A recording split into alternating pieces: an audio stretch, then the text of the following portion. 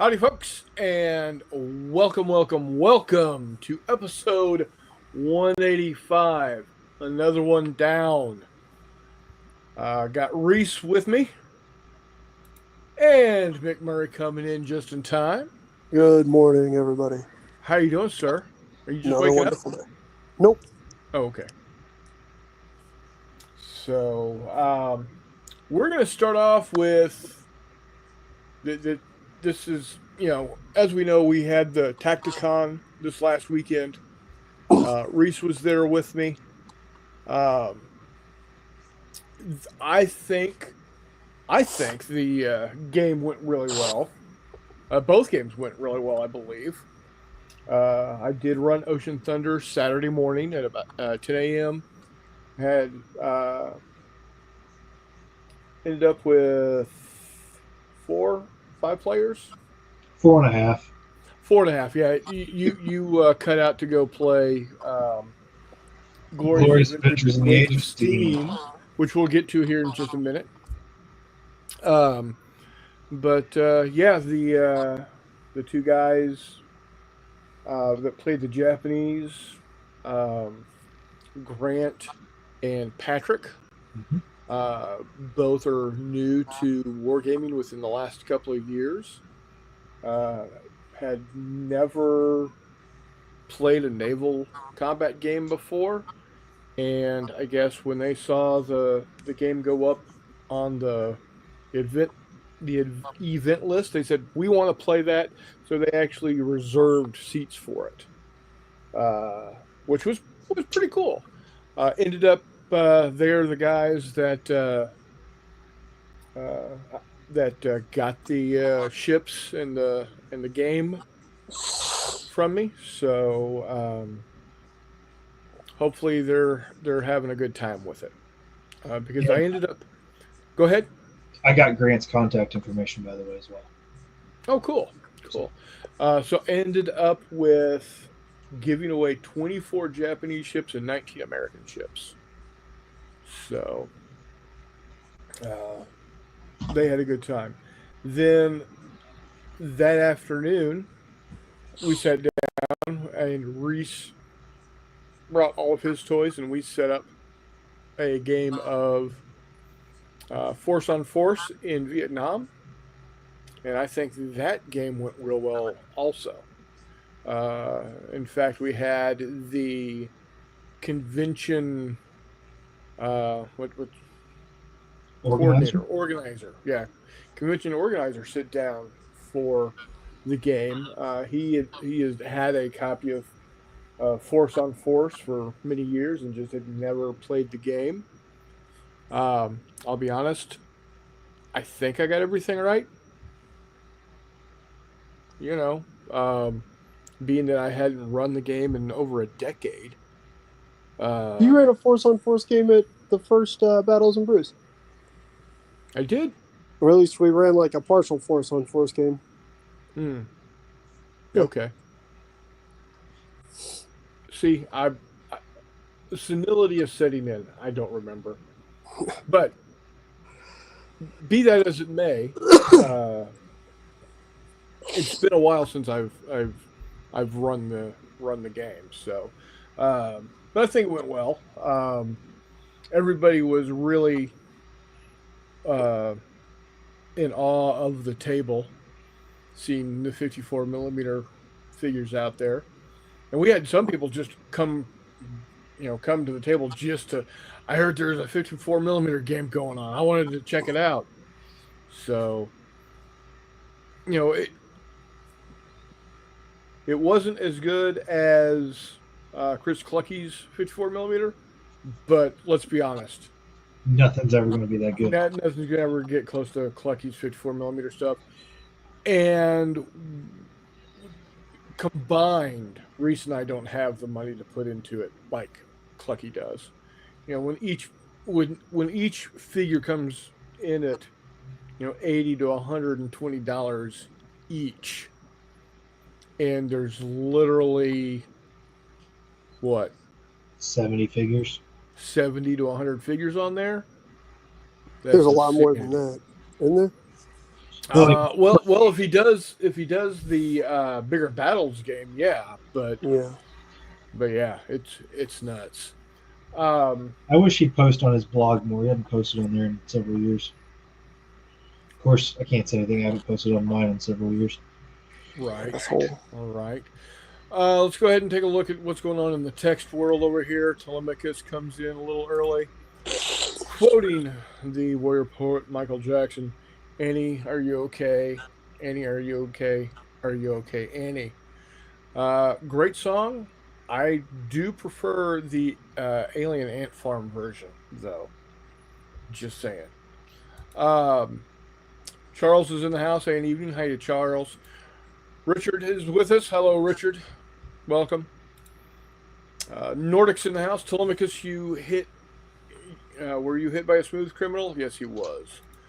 Nordic also says, evening, Chuck. How goes this cold evening? Now, not only is it cold, but it's wet, which is never a good combination. I'll be honest. Dun dun dun dun dun dun dun dun dun dun dun dun. Or is that hee hee? Charles says, Nordic, me and my orcs are fine. Nord says, I hate Noble Knight Games. They're taking their sweet time processing my damn store credit. They just want to hold on to your money a little longer. That's all. I always knew you ran with orcs, Chuck. Flashes orc sign. Hey, keep the king signs to yourself. Nord, well, looks like my quad 50 is going to get some use tonight. All these orcs about. There you go. Warship altruism. That's warship, not worship. So there you have it.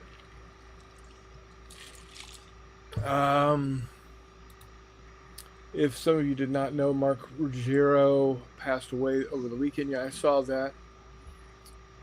That's unfortunate. Gunpowder don't work in my world, Nordic. Gunpowder works everywhere.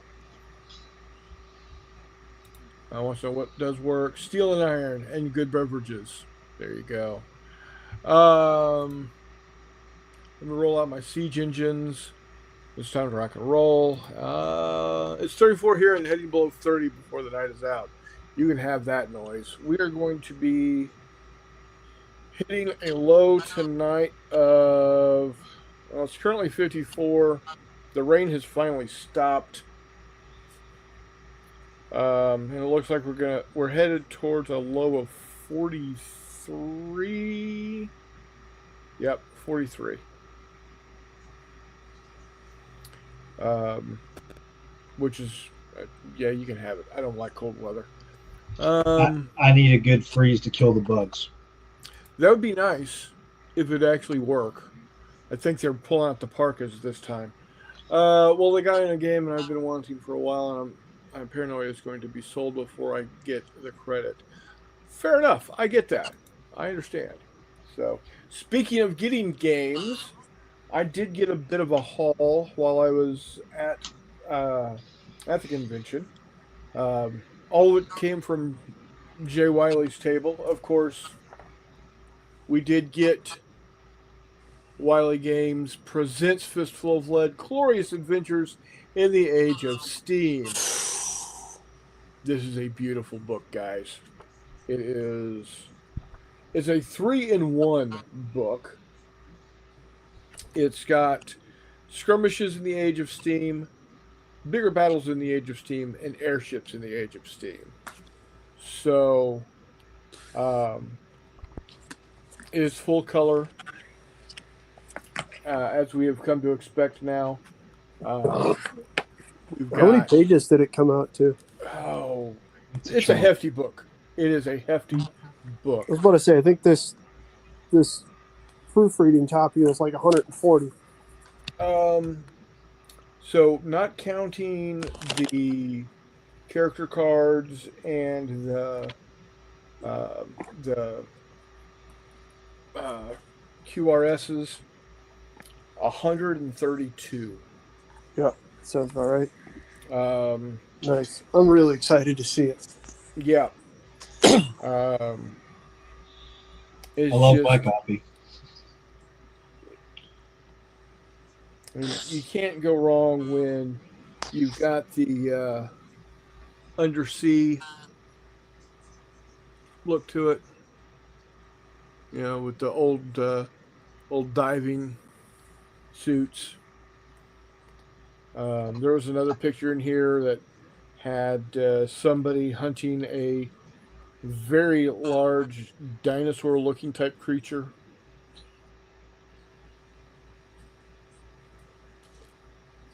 Or just a plain Allosaurus hanging out. As one does. Need Professor Challenger to go up against him. Yeah, it actually on page 54 it does start with dino hunts. So there's literally dinosaur hunts in here, and you get to roll to see what type of dinosaur you get. You I'm can gonna get a need more dinosaurs. Velociraptor. What's that? I'm gonna need more dinosaurs. You have Velociraptor, Stegosaurus, Triceratops, Iguanodon, Ankylosaurus, Brachiosaurus, Pterodactyl, Parasaurolophus, whatever the hell that is, a Diplodocus, and a Dilophosaurus. Nord, I've got the boat. I just don't have the dinos. There you go. Oh yeah, here you go. Hello, Greg. Hey guys, how are you doing? Yeah, here's the picture of them shooting at a large, four-legged, scaly, carnivorous beast.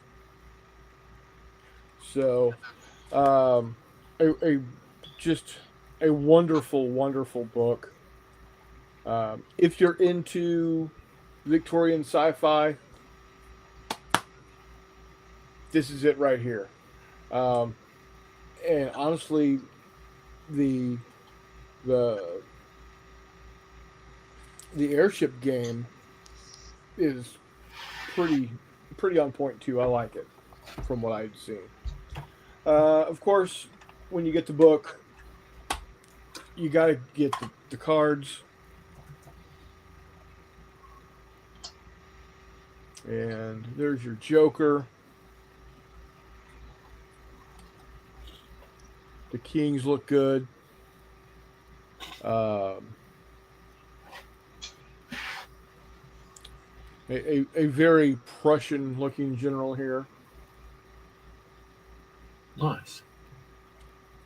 The Queens are nice. We got a nice Florence Nightingale going here as the Queen of Hearts. So, yeah, quite good. Well worth the money, I believe. I think I got the book and the cards for 54. I think maybe. I think that's what they were charging. Yeah.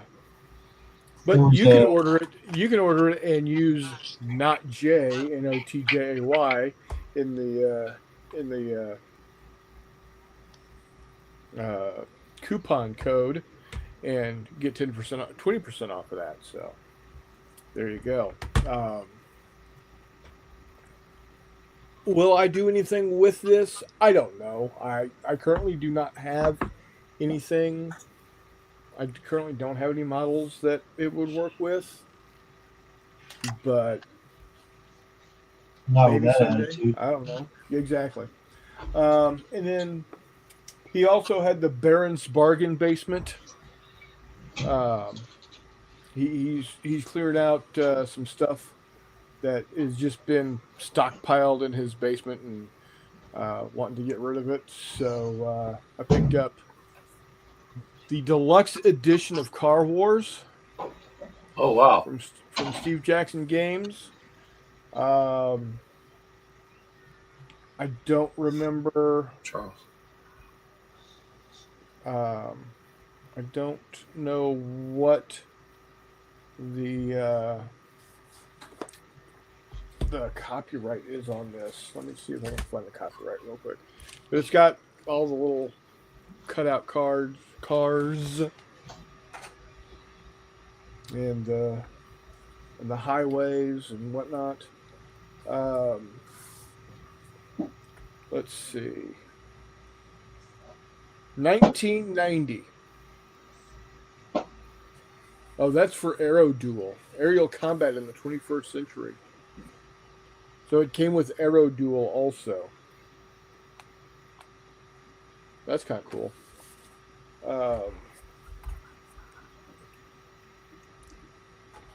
With the airplane cutouts.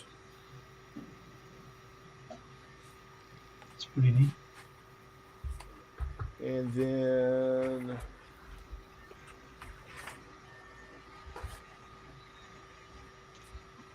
I can't seem to find the book.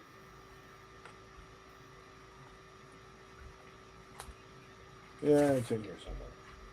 I'm not gonna worry about it. Anywho, there you have it. And then lastly, I picked up a copy of the original Ambush Alley.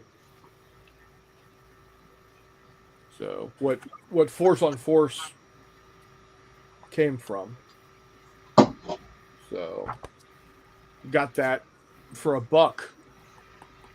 For $1? For a whole $1. Wow. Yeah. So that's what I ended up getting. It was the location was nice. It had it wasn't too difficult to get to. Had a lot of space. We were sharing the location with the brick the brick convention, the Lego convention.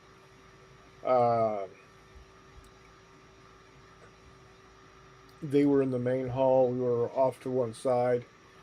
A couple of good things about the show is again the location was decent. The there was plenty of room, and that's part of the downside of the convention. The reason why you had plenty of room is that, except for the 3 tournaments that were going on, which were Flames of War, Saga, and Lord of the Rings, Games Workshop Lord of the Rings tournaments. There was on Saturday 1, 2, 3, 4 non-tournament games, and I ran 2 of them. And then I think there was 2 or 3 non-tournament games being run on Sunday. And only one of them was played. It was played multiple times, but only one was played. Oh, the Kansas Eagles. Yeah, that Kansas Eagles game I've seen multiple times. It's run by a guy there from Kansas City. His name's Doug, and I've seen him run it several times at recruits, and he uses 1/72nd scale World War I aircraft running Kansas Eagles. So, which I very much enjoyed. yeah. So I talked to Kevin, who was the showrunner, and he said we will be doing it again next year. It will be the same weekend, around the same weekend, around Veterans Day. So we just what irritates me, I think, the most about the Kansas City game scene. It's a great game scene, except when it comes to conventions. It seems like ever since recruits left and the HMGS guys are no longer wanting to do their convention, it's like, oh, we got no place to play. Listen, you jerks. We've got all kinds of gaming events going year round, and none of you jerk weasels want to show up unless there's a silent auction. And then all you want to do is come in and put your grubby paws on the auction sheets and walk away with them, as McMurray will attest to. Fair. In their defense, you guys shit on the Heart of America Big Money guys pretty hard. rather constantly. But yeah, like I can see why I've never said they anything would bad be about the big money wary guys. to do that. But I've never anyhow, said anything bad about the big money guys. I getting like away those from guys. that. The other thing is recruits went for 20 years. There's a reason Yeah. that it was around and very popular. The fact that March to Victory was able to launch and break 100 people the first year and continue to do that the second year, it I can't imagine it would be that difficult to continue that if the drive is there to continue March to Growing. Victory. It just Yeah. Well, like I said, we got March to Victory coming up. Reese has already got a game planned for it. I will definitely have something planned for it. I know you're working on something, Mr. McMurray. several, yes. So what I need to do also going forward is I need to get with Adam to find out because he's the guy I know that well and you that does the big muddy uh, conventions. I need to get with find out exactly when those are and start making the effort to get down there and host games for it. So because you definitely want to support gaming in your community, and that's St. Louis is as close to my community as I'm going to get when it comes to gaming because there ain't a whole lot going on unless it's a J3 or a CJ3 with my brother and me. So um, be looking forward to 2025 doing more of that. There was another game convention going on over on the east side of Illinois, over oh damn Decatur, Heroicon. But I think that was more of a board game and RPG type place. Yeah, But that'll happen. yeah, but yeah, it's I look forward to more TaKtiCon in the future. Um, but the next thing we got coming up is the Wiley Wargaming Weekend, which is December 7th. Yes, the date that will live in infamy. Um, so how'd you make out, Reese? What all did you end up? You walked away with all kinds of stuff I again. always do. I walked away with the famous Wiley Pyramid, Yeah. which you can. Wait, which Wiley Pyramid? No, not that one. Oh, No, I this got is really excited there for a minute. no. This is the it's a black cardstock Oh, pyramid okay. Yeah. that you And the lift the top internals are off all and carved out and molded yeah, so you can do like room clearing stuff all the way up. yeah. Outstanding. I walked away with And several different rule sets, and I spent too long in front of the warlord um, representative, yeah, he did. so I walked away with 2 sets of Mig Alley for Blood Red Skies. Oh, there you go. Cool. Yeah. So could have done worse, could have done better. Yeah, Bunkhouse, I wish you could have been there. It would have been good to see you. Maybe next year you'll be able to make it. Um, you know, again, be on the lookout for Wiley Wargaming Weekend coming up. Um, less than a month, man. It's like 3 weeks. Yeah, it's like 3 weeks from now. That's crazy. Um,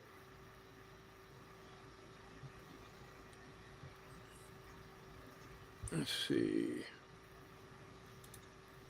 Nord says, I've heard of but never played Canvas Eagles. How did that play, Reese? Very well. You look at it and it looks like a bunch of hieroglyphics, but by turn 2, you're playing well. It makes a lot of sense. So Now, is that That's just. Is that a board game that he has made I'm into not. a miniatures I'm game, not or sure. He uses the damage chips from Blue Max, which is indeed a board okay, game. okay, But I think Canvas Eagles may supposed to be a miniatures game because it does include altitude. right, right, So okay, there's a lot of bookkeeping and plotting movement. But once you learn how to do it, it goes super fast. It's a very brutal game. You can die incredibly fast in it, but you don't announce your damage of any sort to anybody. until you fall out of the sky. Well, and so my pilot got killed. I had a certain flight path to follow because my rudder was jammed, and after that, I just glided to the ground. So because I was turning, the guy behind me that shot me thought, "Oh, he's still fighting," and he stayed on me and kept him out of the fight for a couple more turns, so somebody else could get on. So There you go. we played several games of that. It was a lot of fun. Very cool, very cool.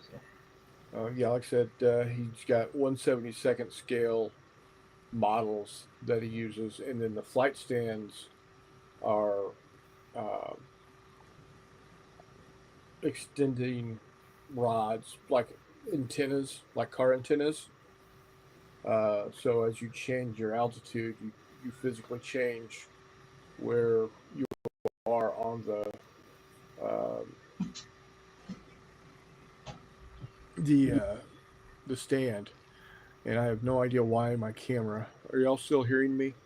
we Yep. can hear Yes. you, but I can't see you. There There you we go. go. Hey. Okay. So yeah, it's a. I've seen it multiple times. Now, um, did did uh, did he have the wooden control panels, as it were? No, Okay, it that's a was different a. airport. I think that is Aerodrome. Okay, yeah, it's a different game that I've seen played also. This one At was the just a fruits. printout on an 8.5 by 11 that had all of your plane information, the maneuvers you could do, and then also places to chart your movement. Right, So right. Now you did get to play the uh,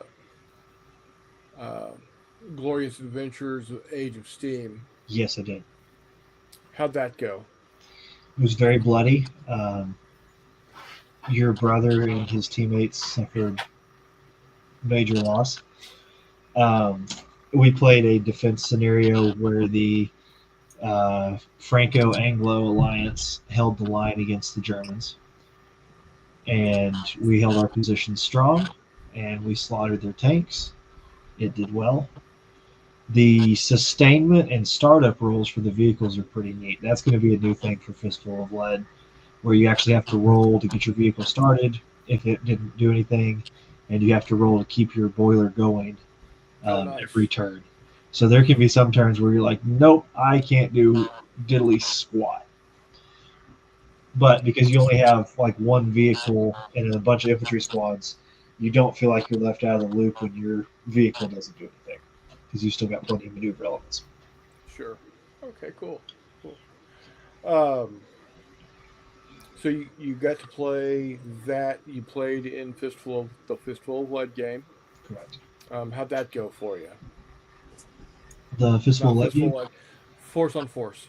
Force on Sorry. Force went well. I like the system a lot. Um, I think that the problem with it was the terrain setup. I don't think the wood line was put far enough out. But that's on me because I set up the terrain.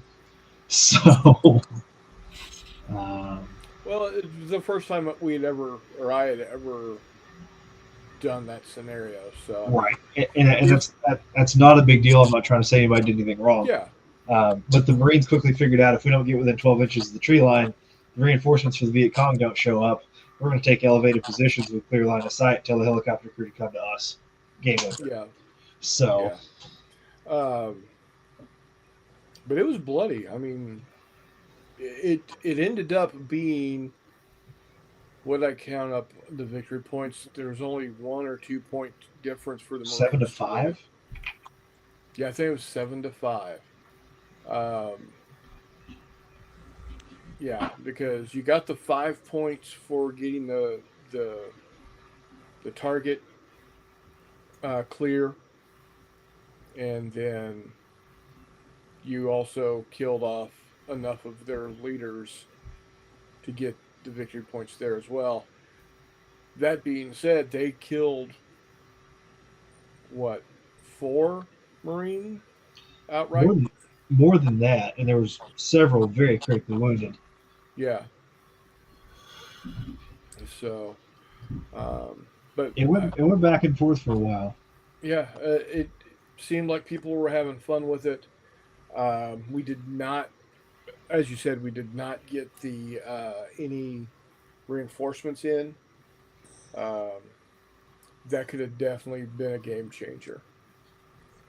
I think if I were to do this scenario again, I would change it to where after turn 2, they just start getting uh, they just start getting um, VC reinforcements coming out of the woods. So yeah, well, I'll have to definitely think about that. And Murray, what have you been working on? I know you didn't get to come play with us because of work, but what have you been working on otherwise, gaming wise? Mainly, honestly, I read over. It's been a couple weeks, but I went through Glorious Adventures in Age of Steam. Um, as a proof reader, rules reader, so to speak. I don't know. Caught some stuff, had some questions, excited to see how all that came out. Can't wait to get my copy. That should be pretty outstanding. I ordered real fast, so hopefully it's in the mail soon. She Robin said that it is yours is being mailed out tomorrow. Hooray. I'm super excited. Um, my goofy ass ordered as soon as the email came through. I didn't even read to see the type Steam for 10%. Not that I ever really use a discount code at Wiley Games, but even so, it was one of those, Right. shit. I think we were on here the day that email sent out, and I had no idea that was a thing. And then, yeah, you guys pointed out to go back and relook at it. Yeah. But I did that. Again, that's been probably a couple weeks. The turnaround on this one was nothing. Like, Oh yeah. nothing. It was From maybe yeah three from the weeks. yeah from the time Jay told us that he didn't need any more input as to what needed to be fixed to having them in our hot little hands. That's got to be what, I think maybe 4 weeks tops. Wow. Oh, It was I like feel like it was less than that. But either way, the point is, it it was was like very, the very quick. end of September, 1st of October. So yeah, it's um, just a couple of weeks. but yeah, so that was pretty awesome. I didn't realize it's been that long. I don't know. I was working on organizing stuff around here, but it's just been a number of 60-hour weeks, so not a whole lot. Yeah, yeah. Um, it Does it happens. look like you're going to be able to make it over for Wiley weekend? That is exactly 4 weeks after. So no, unfortunately, Oh, because that's too it's bad. every other week is the the off times. So no, Uh, unfortunately not. Yeah, well, that's a shame. Well, we'll we'll have fun in spite of you not being there, I would expect nothing less. because gaming is always better when you're around. It's a good time. I appreciate. I always enjoy doing it. I always enjoy it. Yeah. You were severely missed this weekend. Well, it happens, man. It's all Yep. good. Yep. Um, yeah, it happens. Gregory, what have you been Yes, working sir. on? Little and yeah. Victor Warshoot, a lot of pieces, and while you guys are chit chatting, I'm just trying to get in behind some of this stuff because some of it moves. But Oh, yeah. Very it's cool. well, the guy goes in, the pilot goes in, so I want to paint him up first before I put him in there, so I'm not Sure. trying to paint him with it in there. That's what I've been working on, and we're doing a game of oh my god, Wings of Glory. We got set up here. Oh, okay. That me and Ashley started the other day. We'll get that ready for you guys, and just doing some background information on the pilots in the game. It's quite interesting, so we're going to share that too. Yeah, that's one of the cool things about Wings of Glory. Wings of War, Wings of Glory is they did some pretty good research for having actual real pilots, pilots there. So that's kind of cool. That's kind of cool. That's a ridiculously fun game to play. I'm a big fan of it. It is, and it's so simple too. I want to say there's less bookkeeping than there is in like Sales of Glory, so you can really control. In Sales of Glory, you really kind of top out at 2 or maybe 3 shifts if you really got your shit together. Yeah. You could pretty easily run 3 to 5 to 6 airplanes, and it's pretty entertaining. Oh, absolutely. Yeah, it's simplest level. It's one of those entry games I like to get people into because it's easy and the models are painted. Yeah. I mean, it can be advanced if you've got the game. You know the rules. It could have all sorts of problems with planes, but just a simple dogfight kind of thing that's all we're doing is kind of just introducing the game. And the map that Ares makes is really nice. It's a neoprene, yeah, map, and they have some really nice maps. I'd like to get the other ones, but they're almost impossible to find all 3. Yep. Nordic says, is the game store's leading ace in Wings of War. Nice. Hell yeah. Very cool. Very cool. Yeah, if you can really get to know the ins and outs of a particular airplane, you can really learn how to use it, and you can actually anticipate, just like the real World War One fighter races, start to anticipate what your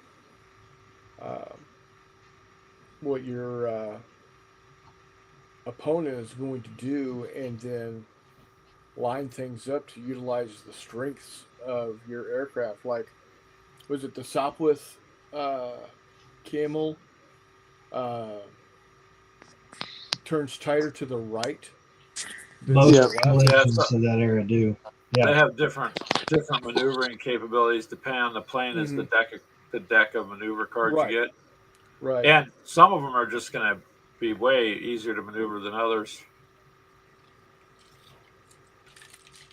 Yeah, so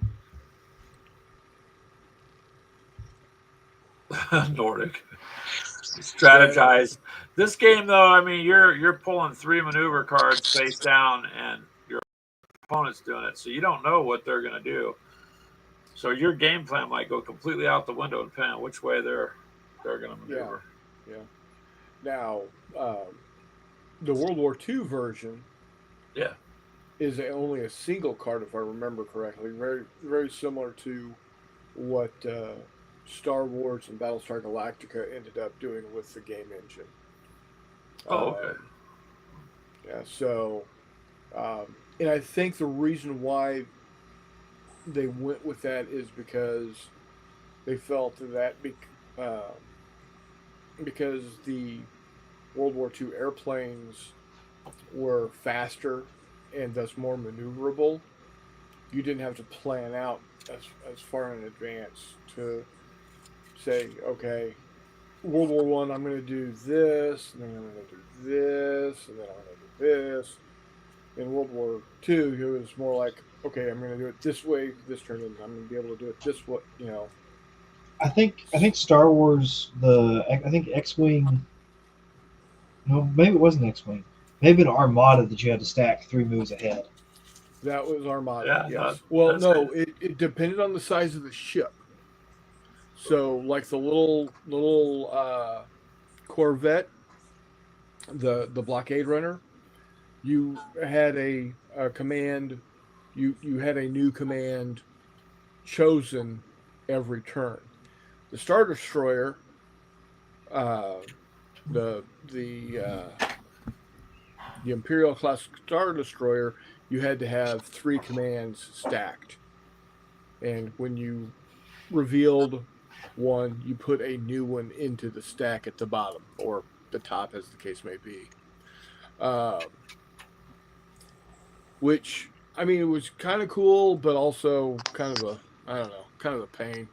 I've got quite a few of the ships. I like them. They're beautiful. It's just they became way too expensive, way too fast. I liked the Armada rule set. I did. Yeah, it was pretty good. That being said, I Played can it played it with my I cousin in the horse barn on Thanksgiving and fell in love with it. I can do the same thing using uh damn it, Ground Starfighters, Zero games. No, not Starfighters, but I could use full thrust. Starfighters.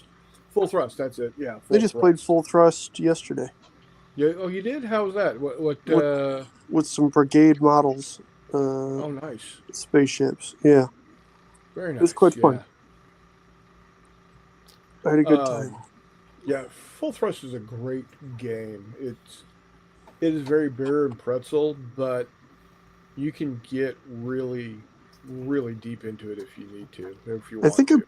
preferred the movement from full thrust light, just because the movement with full thrust gets a little It does. tough to keep track of. Yeah. Because you can kind of, which is fair because it's in space, you can kind of just keep accelerating and accelerating and accelerating and accelerating and accelerating. Yeah. But then the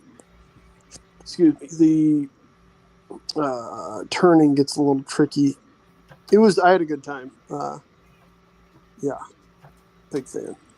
How big of a table were you on? Just standard 8x4. No, we played on like 7x4 of it. Okay. Yeah. Yeah. How big were the ships?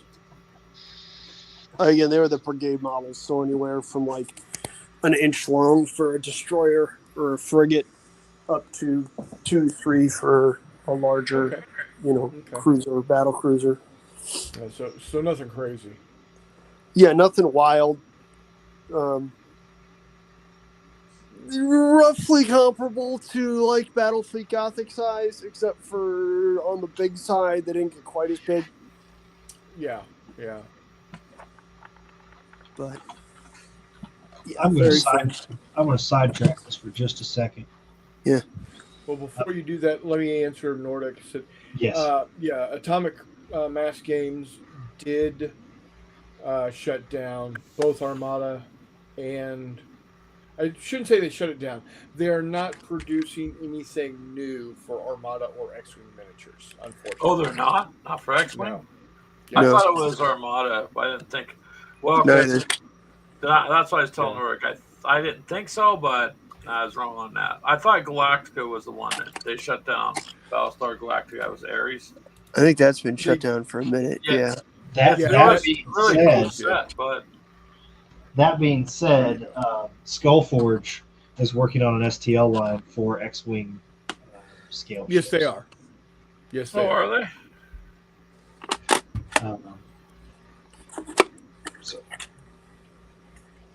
So I've got Nord the core or the X-wing game itself is a fun game. It really is. Yeah. Accurate. If you understand visual spatial kind of planning, you can really fuck with people in X-wing. Oh yeah, yeah. If you know where your ship will end up based off of the move template you're going to use, yeah, you can definitely definitely screw the other guy when you can type of a game. So, but yeah, it's a lot of fun. What were you going to say, Reese? Sorry. no, you're perfectly fine. I've got bare aluminum aircraft with panel lines. Is null oil going to be too thick to go over the top of it and get the panel lines? I'm gonna be honest with you. If you use Nuln oil, definitely water it down. And you might just want to go with really watered down black. Okay. Well, so Paint. you can always do null oil, water it down, and then wash your brush off, and use your brush to pull some of that back off. Yeah, Off the exactly. panels. Yeah. Yeah, that's Okay. And I'm usually honestly a pretty thinking about not solid even option. washing them because the panel lines are showing up. It's either way it works. The cool thing about World War II U.S. aircraft is that you didn't have panel lines that would show nearly as much as like oil, smoke, and grime streaks. Right. Yeah.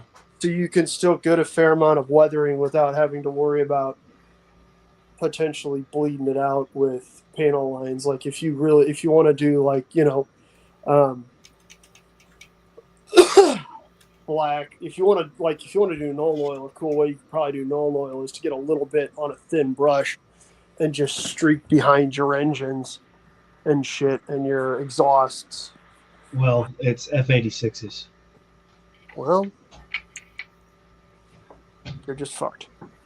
The fact that it has an F designation in front of it tells me that it's not from an interesting time in air-to-air combat. Oh, you don't find Korean War interesting? Not nearly as much as World War II and World War One. As soon as you get jets involved, it's kind of just not as cool, man. Sorry. You're fine. At least not for the McMurray. Once the propeller gets phased out, it just kind of makes me sad. I know Robin Olds was able to still make it work, but he's quite special. Well, I mean, look at that mustache. Fair. Oh, there's a question for our wonderful viewers out there. If someone is looking to put on a large 6mm World War II game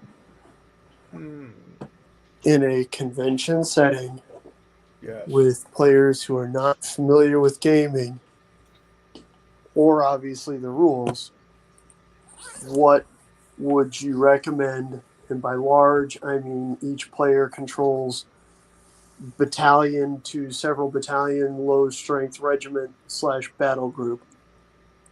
Battle of the Bulge. No, not settings. Oh. What rules do you suggest? Rommel fits with that scale, but the gridded everything and the paperwork nightmare that is Rommel semi precludes that. Right. Rommel's a fun game. Rommel is not necessarily the most new gamer friendly game. No. Currently, the top contenders are Corps Commander Light, which I had never heard of until yesterday. And I need to figure out a copy of those rules because they went out of print in like 91. And Corps Commander Light, you say? Corps Commander with a K. Corps Commander CORPS is the modern version. KORPS is the World War II version. And in that, every base represents a company. So there it would be even larger. And I think that might be a little too zoomed out for the practicality that we're looking for. The base per battalion makes me think that, Blitzkrieg Commander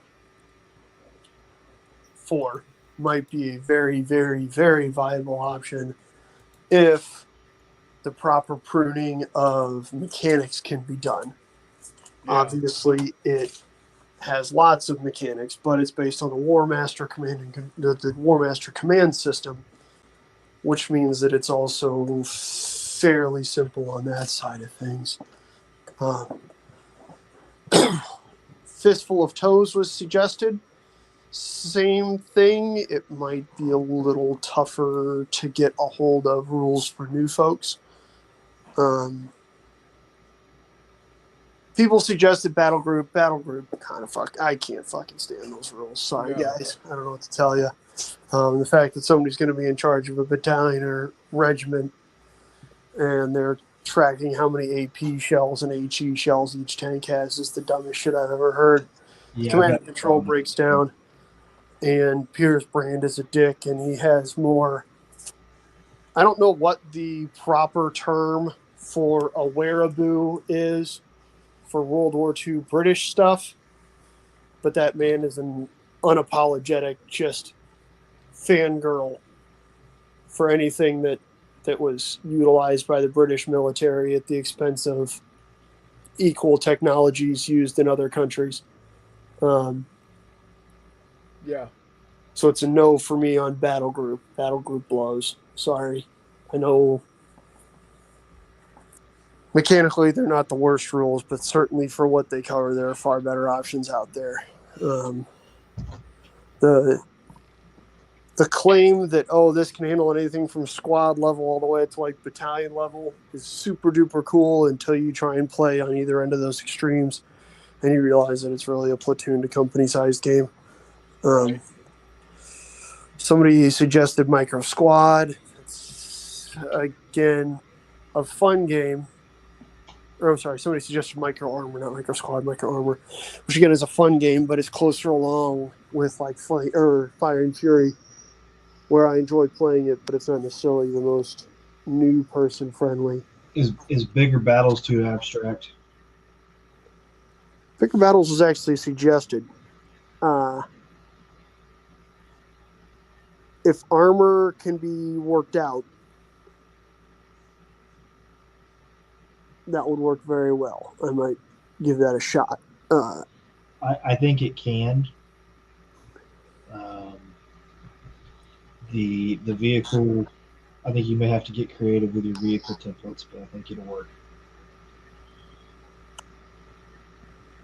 But it's all up in the air. Again, it looks like Blitzkrieg Commander 4 might be the one that scratches the itch.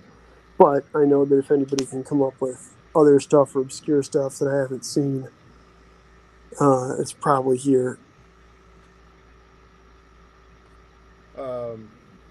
Nord suggests command decision test of battle. Yeah. Jay, that's what I've played a fair amount of Rommel, Jay, and I enjoy it, but we're not going to be able to grid out this large of a table. Or, and again, Rommel, I've played it multiple times in convention settings, and it kind of works with new players. It kind of doesn't if you just had one aspect of Rommel to run with. But it's once you get the battle board or the boards in there and the bid system and all that stuff, it's I know not with that attitude. God, with my own fucking dumb lines out on me. But somebody also suggested O Group and Aimp and Shot Mom. Aimp and Shot Mom is certainly more likely than O Group. But we'll see on that one. I really want Big Chain of Command to work, but again, you're kind of sitting at max of company size for Big Chain of Command. Same with Flames of War. Flames of War doesn't work the best for big multi-company battles, which is then when you have the same issue with bolt action kind of tops out at large company size. Same with Chain of Command. Somebody did suggest rapid fire. I might have to look into rapid fire. I believe everyone's favorite Wardrobe has played rapid fire. I think that was one of the last ones that he played prior to the end of Wardrobe plays World War II in miniature. But yeah, so that's another one to ask Toddy about because he is very familiar with Blitzkrieg Commander, which is very nice. on account of the fact that he played Blitzkrieg Commander 4 a bunch, Blitzkrieg Commander 3 a bunch, proofread Blitzkrieg Commander 4, made his own quick reference sheet for Blitzkrieg Commander 4, did the whole 9 yards. He's quite a special boy.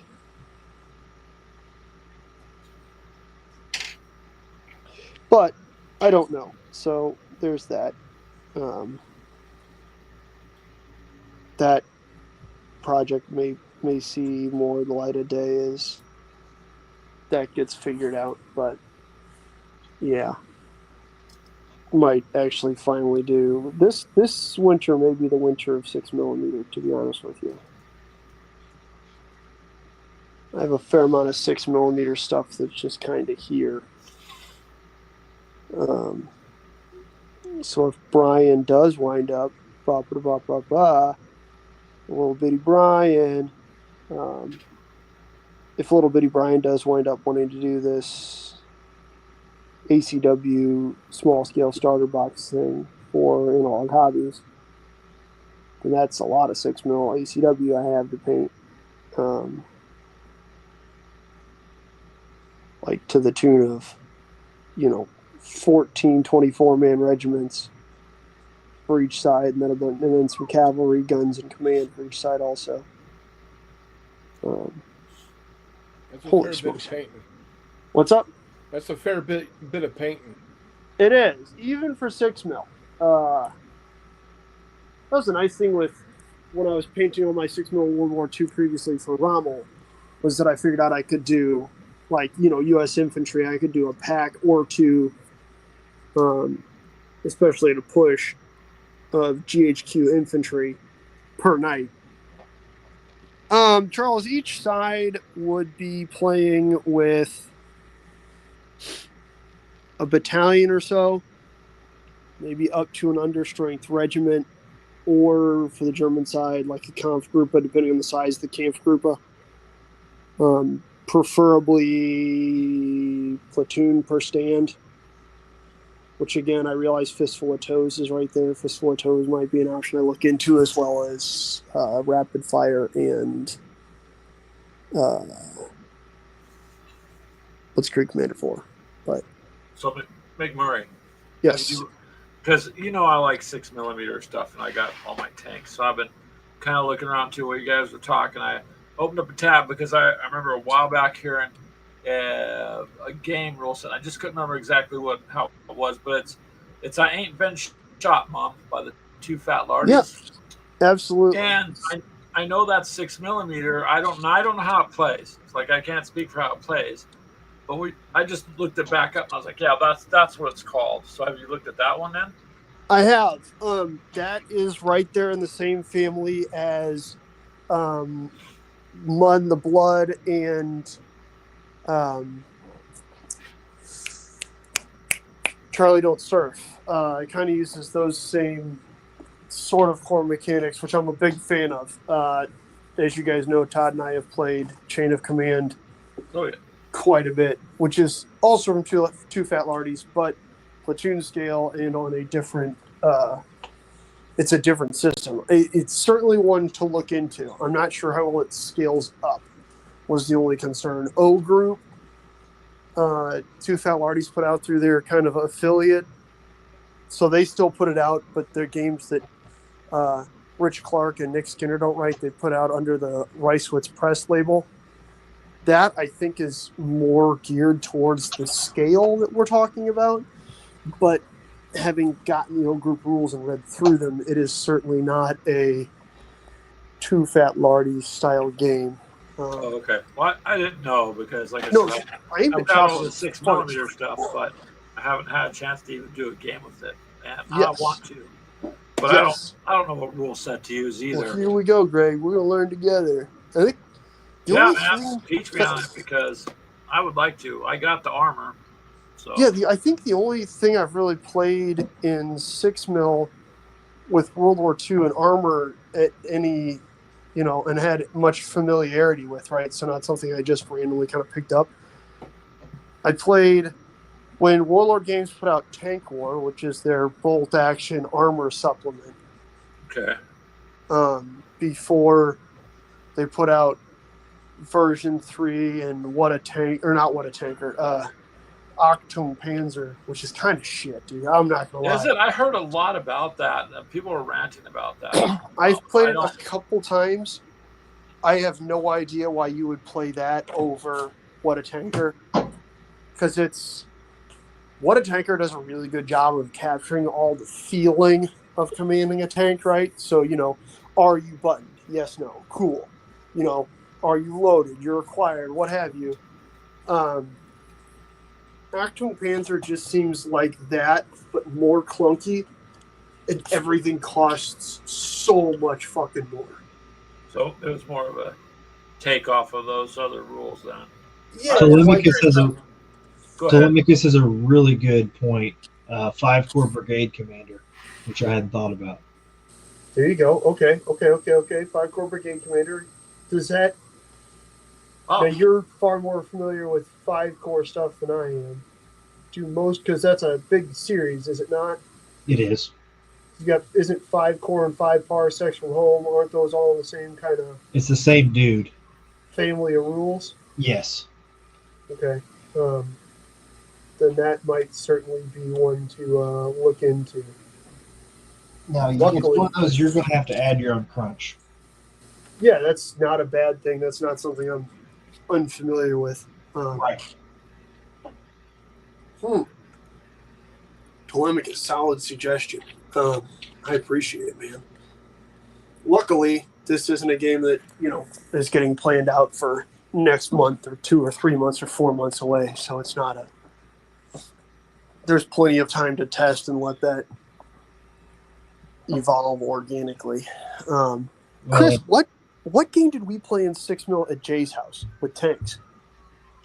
Do you remember that? Yeah, Chris Clucky had those. Yeah, what the hell was that? I don't remember.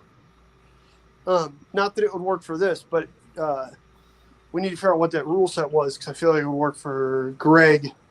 Yeah, with armor. We didn't have any infantry in that game, did we? No, there was no infantry. It was tanks. all armor. It was, yeah. That was pretty fun, though. We actually played a game called, Tank Charts. Todd, Jeff, and I did with Clay Stone, and that was quite fun.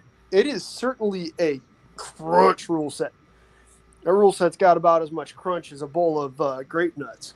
Oh, yeah. But yeah, holy shit, was that fun. It was one of those things like, okay, are there a lot of charts? Yes. But if you understand how charts work, does that make everything really, really easy and fast? Yes. That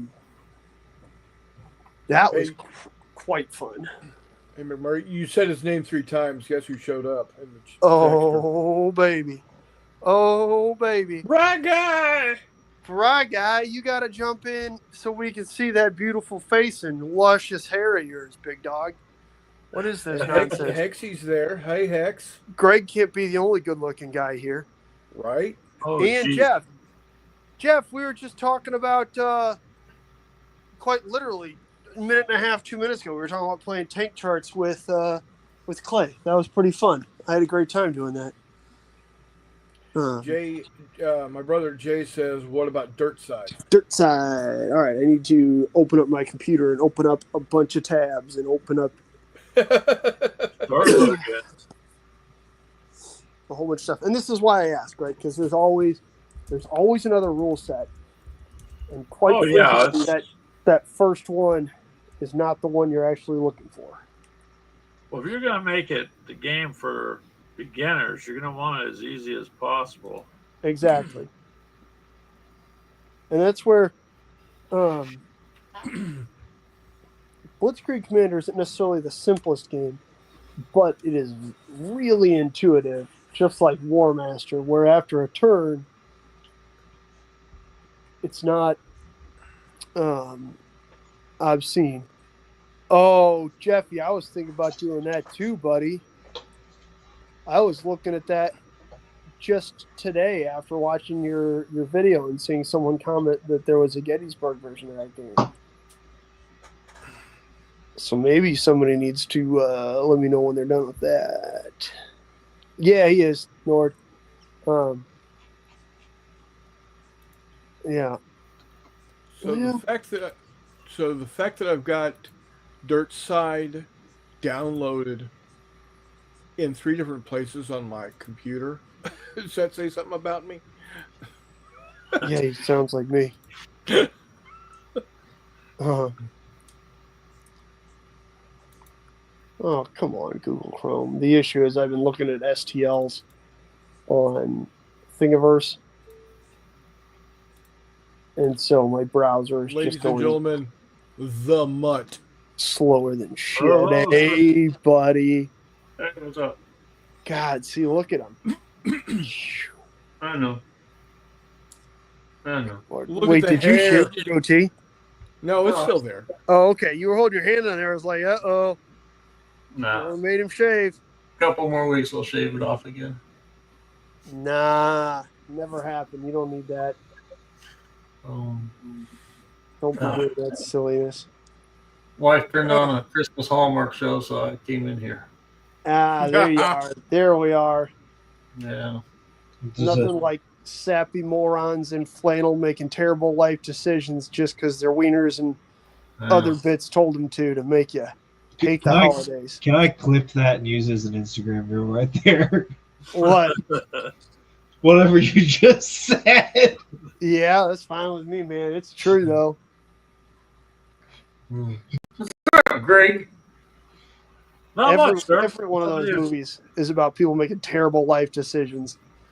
And somehow through fairy farts and the magic of apple cinnamon spice, everything works out okay. That's how it works at work, McMurray.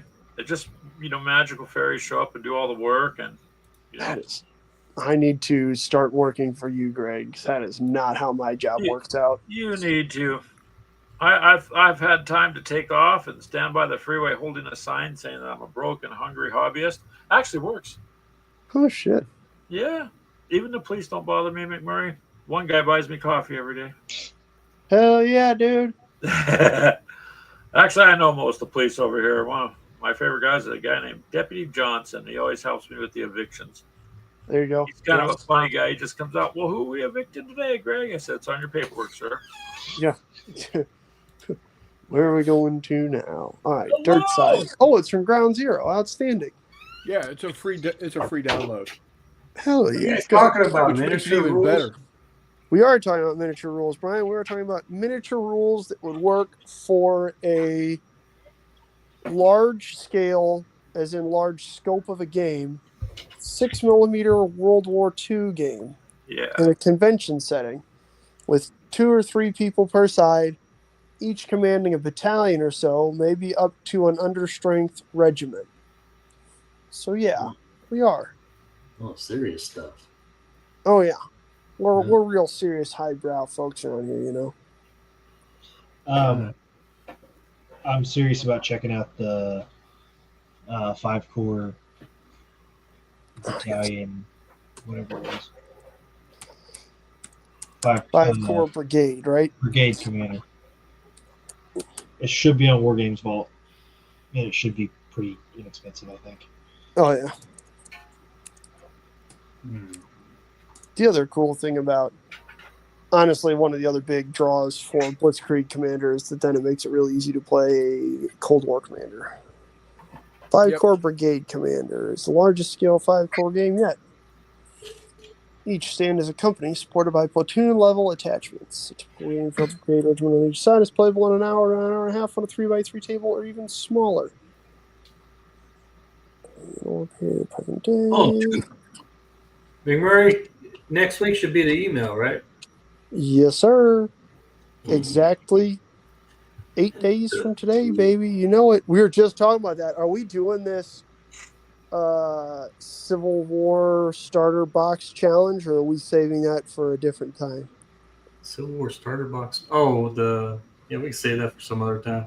Where I paint the pants clean off of you with your shitty Warlord Epic ACW with my majestic and wonderful wrong-shouldered Bacchus 6mm. I got it in there, Nord. I said it. Are you happy?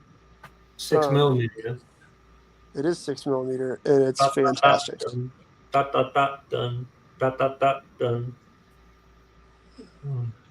Charles, you can do it. One of the cool things, Charles, about 6mm is Dot, dot, dot, dun. if you're good rocking with the slightly undersized terrain, which is usually a thing at larger scale conflicts and smaller scale miniatures, Monopoly houses work stupid well. They're right there at that like 3mm scale, except for you can get bags of 100 or so of them on Amazon for $4. Very easy to then prime, paint up, mount on bases, and just have awesome stuff. Reading on, catch up on all these messages. Yep, I got to step away from it. My phone is going off about police being over at a house down the street. So There you go. Ashley just woke up. She'll be here. She's been working 14-hour shifts, so she can say hi. Hold on a second. You sure it's not Ashley that got the police calling on her? Did you use that like as a decoy down the street? Thanks. Hold on a second. There you go, Ash. Oh, I clicked that off. You're gonna get back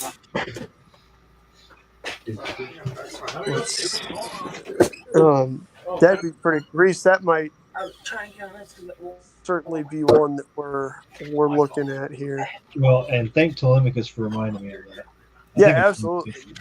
Always, Toll's always Yeah. right at the top of awesome. Really need to do that. Good stuff. There is Dirt Side. Got Dirt Side pulled up. What else did we talk about? If it's anything like the other 5-core games, you're going to be golden. Yeah, Nord, I thought the same thing, man, because he did. Greg killed the screen and then Warmutt slid over. And it absolutely looked like he was about to just appear hanging out with Greg and Ashley. Like, that's why they called me cops. There you go. Oh, man, what's on the table, Mr. Warmutt? Just doing a couple of homicide minis. Oh, baby. Are you going to get a whole bunch of those War Games Atlantic Zombies, the new plastic kits? Why? I don't know, because you love zombies. Yeah, but I got tons of zombies in the zombicide boxes right now. Oh, that's true. I'm good on zombies.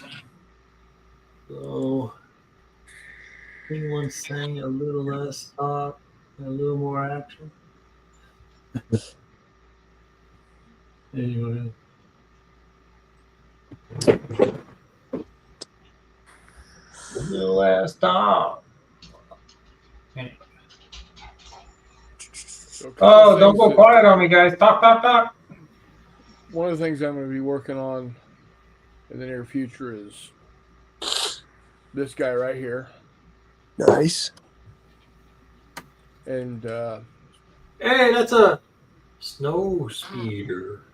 Correct. well, I'm not going to paint it as a snow speeder. Oh, I'm going to paint it as just a regular air speeder. And so instead of white and with orange stripes, I think I'm going to paint it up as a three-color NATO camo. Oh, there you go. Hell yeah. change my mind. Let's put that. Like the woodland style. Yeah, like the Southeast Asia paint. I always scheme. thought that was cool when people painted like sci-fi stuff in like World War II-esque patterns, right? So you got the sky blue on the underside, Yeah, and then whatever green, brown, grayish, whatever on the top side. I remember seeing guys do like X-wings and A-wings and shit like that. It always blew my mind. and then I'm gonna be painting up this guy. My 1/1200th scale USS Missouri. Oh, I was about to say, flip it on its side. Triples and long. Triples and long. The problem is I have to figure out how to get the barrels fixed. The barrels there. Supports. Clip supports. No, I know, but I'm not going to reprint it. I'm Clip supports. Clip tall supports.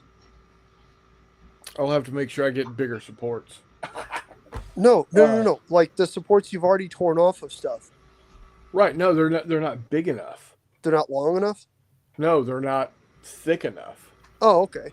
Yeah, then on your next, I was about to say that's how I fixed a couple of mine. I just added tall Thicker. supports on a couple of my models that didn't necessarily need them, but then I was able to clip Yeah. the supports because I had that happen on a couple as well, and that's silliness and frustrating. But And then, like I said before, I'm gonna start doing the crew for Serenity. oh, nice. So get that going. So I've got some stuff to work on here. I don't know if I'm going to paint this guy up for my videos. I think it might take a little too long for what I want, where I'm wanting to be with my videos. But definitely going to be able to do it with these. No, Mom. Oh, got my attention. Hexter. Play games. I played full thrust yesterday, baby. It was awesome. I want to see gameage. Did show up at wargaming conventions. I thought Right. I sent you. Didn't I send you a Why? picture of the I startup play more game? games right here in a month than you guys do at war game conventions. Yeah. There's only Brian and I are the only ones doing anything. Come on, play games. I want to see all these marvelous miniatures you all got on. Okay, Facebook. I've been working 14, so we don't have time right now. So hush. Hush. I'm old. I have all kinds of time. Yay! Exactly. You're old. You don't work. Oh, Every day. Yeah. How are you, He's got Jeff? a job. I'm good. He's got I'm a job, but he doesn't work. Yeah, showing up and working are two different things, right? Hey, you got. Yep. Do you know what? Hey, here I'll give you a choice: work and get paid, or show up and get paid. I'll take show up and get paid any day of the week. I was going to say, Jeff has that very respected work ethic in Japan where allegedly it's real respected to nap at your desk because it's all about how hard you work. Jeff really lives up to that. I get about Oh, 3 of them a he's day. the most respected son of a bitch in the county. Exactly. He is a very hardworking individual when measured on the Japanese model. And I still say you should point that out whenever somebody asks you about it. Let's take a vote for all the audience. Say aye if you would want to see these Muppets play war games on their tables. I have a game Aye. on the table. Just Aye. I haven't played it yet. War games could be miniatures.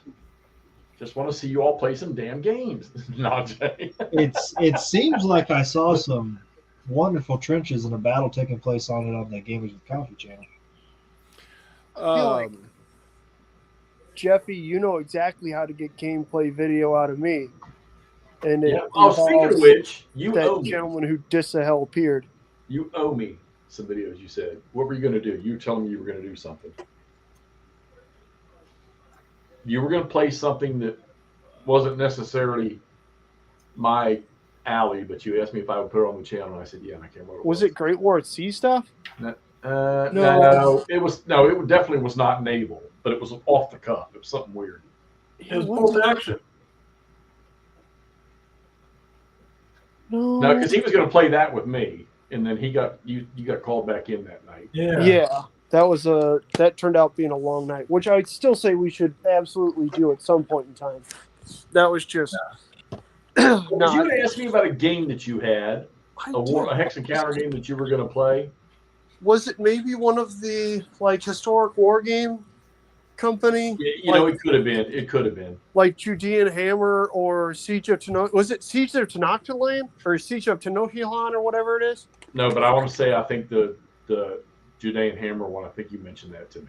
It might have been Judean Hammer. I did pop that open and start looking at the rules. So it's going. It's a little different than some of the other ones that I've messed with. It kind of looks like it's got card stuff to it. I wouldn't say card activation. Right. But think like sort of like the Storm Over series with cards. So once you get into like Storm Over Stalingrad Right. and Storm Over Jerusalem that Todd and I played Storm Over Stalingrad, I played Storm Over Jerusalem. Those have cards. Storm Over Arnhem didn't. But the cards don't like it's not one of those things where you're bidding for a turn or anything like that. It's each turn you play a card. And then there you go. But yes, I did pull out that rule book, and I was starting to read those again.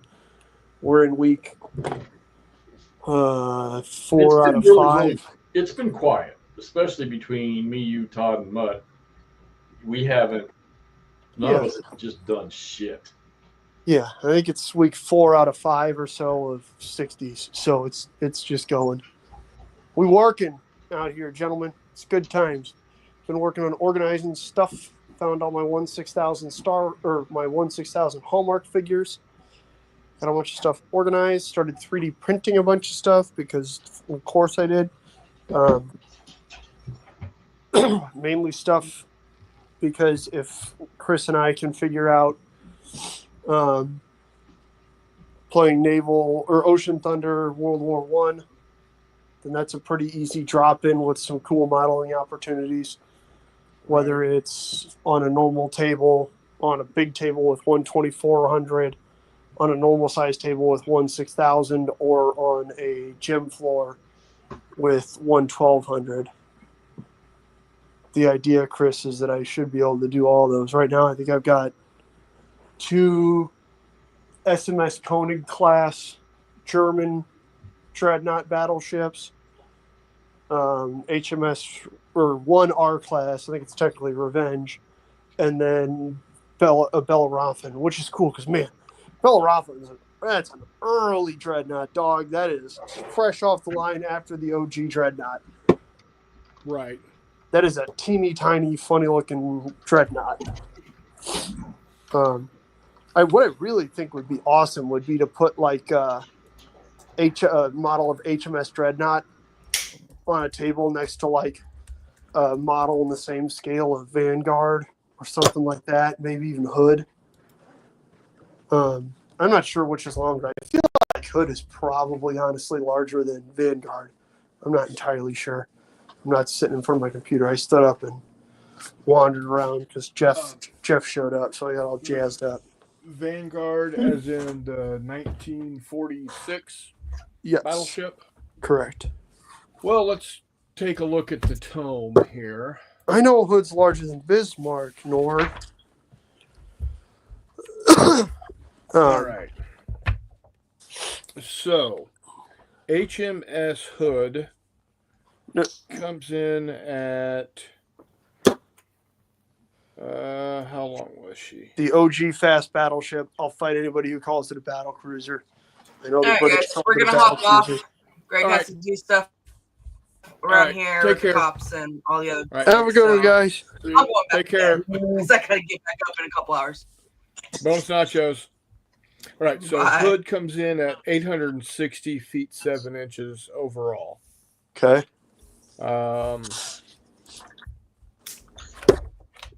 Let's take a look at a Vanguard. And in the She's blue cut corner, HMS Vanguard. 814.4. 814.4. Yeah, 814 feet 4 inches. So All right, so Hood yeah, is slightly she's- longer. Yeah, by 46 feet. Yep, 46 feet.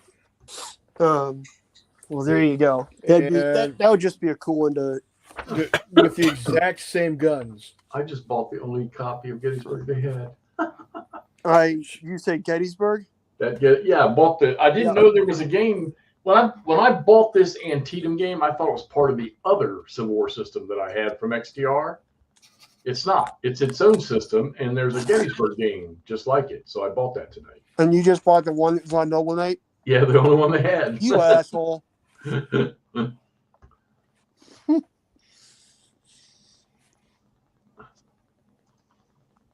Of course you did. It's Stonewall in the Valley or whatever it is. That's GCACW. I still got most of the Avalon Hill ones. I sold a couple of them.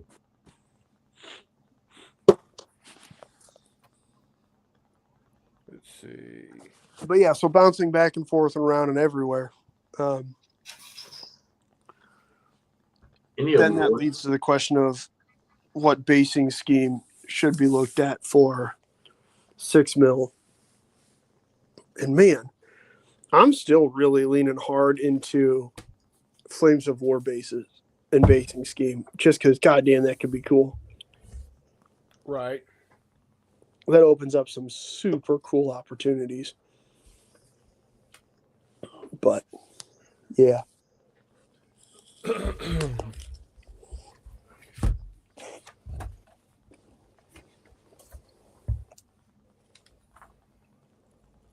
So, Brian, you think I ought to stay with the tabletop, huh? What? Instead of going to Vassal? Yeah, It's What? such a You big hate Vassal. ugh. That's video gaming. Yeah, dude, you hate Vassal.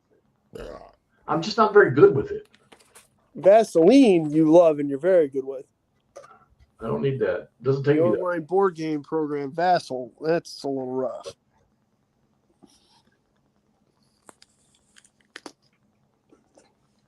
Yeah, see, most people feel the same way about Vassal that I do, that when you zoom out to see the whole thing, you can't tell what anything is. Yeah. But my God, having to reach across the middle of that table and knocking shit over and It's half the fun.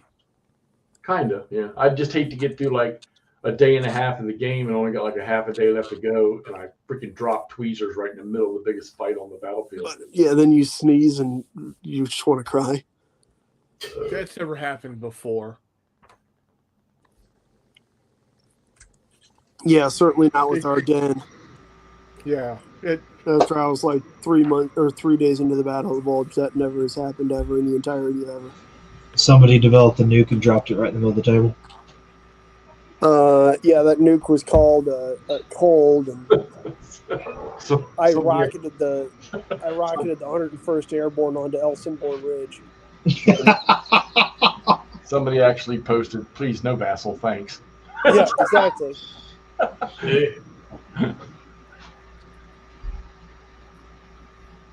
Exactly. Nobody needs that nonsense.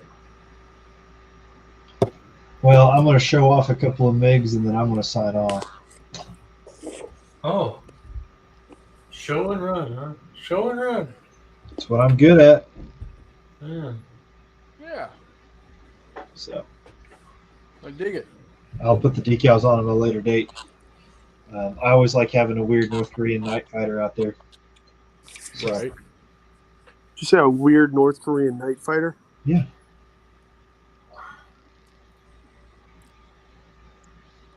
Oh, fair enough. What scale are those, Reese? 1/200. Oh yeah. Mig Alley, my bad. Yep. So I'm just doing it to test the scale. We'll see. Well, I will see y'all later. Have a good night. Take care, Reese. Stay Thanks for safe. having Stay us, buddy. dry. Stay Yeah. warm. So Say hi to the cows. I tried to. They just moo and want food. So I mean, Everybody says I love you a little bit different. the horse just farts in my face. So Well, stop putting your face immediately next to its butthole and you'll probably be okay. Anyways, have fun making care, your buddy. Instagram reels. See you, buddy. yeah. Brian, what are you? Is that a great big thing of acrylic? Oh, okay. Now I see it. Okay. Oh, dude, that's cool. What? What you're doing right there? Are you going to go back? Are you painting the recesses right now? Yeah. Sort of, kind of, yeah. I'm just then kind of just going with it, man. See what it looks like. Are you going to go back and like try and make those raised chunks pop again so it looks like it's glowing from the inside? 'Cause that's fucking cool, dude. Hold on real quick. The original Oh, Grognard, he's got info. Bring it. Rapid news flash from Devin hold on himself. here. Hold on. That means he probably wants this. Oh, yep.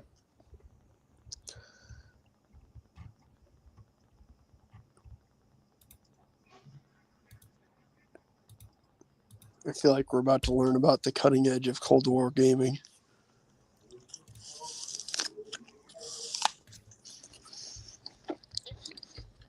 Brian, I'm really excited to see that thing painted, dude. Well, it's just So I'm trash parade. gonna shoot this out here, guys. What would y'all like to see me game? I don't have anything going on this weekend. I'm very likely to be able to put a game on. What would you guys like to watch? Hello, Devin. There he How is. are you, There's the sir? man himself. What's up, buddy?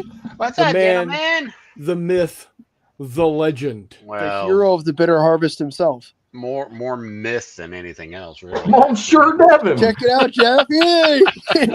Oh, buddy. All right, so got some information. Okay. Highly unofficial. The official announcement has not been made yet, but David has said that I can start letting people know. The biggest reason we haven't made the official announcement yet is David broke his foot in 3 places last week and is on such powerful pain meds and has been told to stay off his butt and keep his foot elevated. He can't work at the computer for more than a couple minutes at a time. So that's why the official announcement hasn't gone out yet. However, we got the boat name. I don't know what it is yet, but we do have David. David has the boat name. That's not it. Hold on. You heard it here, folks. I told you this was unofficial. It's hitting the port the 25th in Los Angeles. 25th of what? This month. Okay. Of November. So figure at most 2 weeks to go through customs, 2 or 3 days to ship to Pueblo, and then we start shipping it out from then. It's gonna be a Christmas delivery. So and some good news.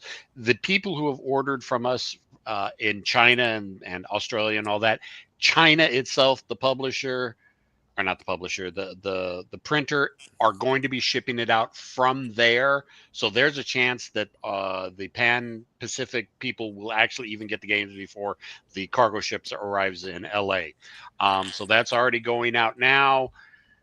I am so sorry it's taken us this long. Partially our fault, partially the printer's fault, but it's coming. And every day I've been talking to David, and he is out of it. He's loopy. I'm not even sure I'd want him to make an official announcement at his condition right now. But it's coming. Should be on the 25th. Hopefully, sometime later this week, early next week, David will make the official announcement. He'll tell you the boat so you can track it. But it's supposed to be in LA on the 25th. 2 weeks. That's usually what it usually takes to get through customs, and then 2 or 3 days to ship to us, and then it's back out. So yeah, we're looking at people having it by Christmas. Kev's going to be dunking on people left, right, and center. Oh yeah, no, we're already expecting it. We love Kev. I want to know more about this. Is it Blue Panther or Blue Panther? Yeah. So. Okay, now this is an official one. Our battles on demand games. Those are a little, I don't want to call them chintzy, but they're our non-mainline games. The Pacific, Wake Island, Bougainville, Raiden Riposte, our smaller games. We've got a deal with Blue Panther that they can print them here in the States. Counter quality is not quite up to what China's is, but like I said, these are not our mainline games. So, I mean, they're still good counters. Don't get me wrong. They're just not the massively huge, thick ones that we're used to from China.